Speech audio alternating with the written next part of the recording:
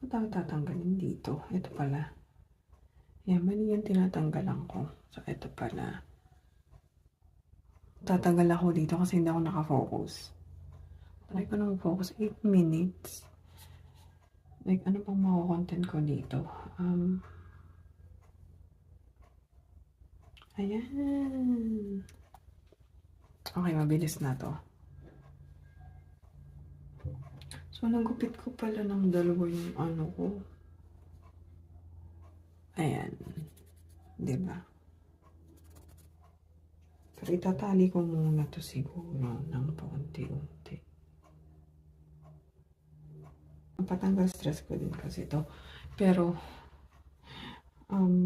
minsan nagpapahinga ako kasi nasakit yung likod ko dito. At saka, nasakit yung likod ko. At saka yung wait ko pag naupo. Kasi syempre, mapapatagal ako ng upo.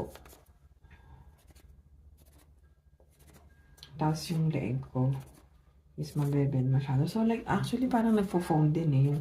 Yung pagkakabend ng leg. Parang nagpo-foam din pag sa nagko-crochet ako. Kailangan pang ma-figure out ano bang magandang way.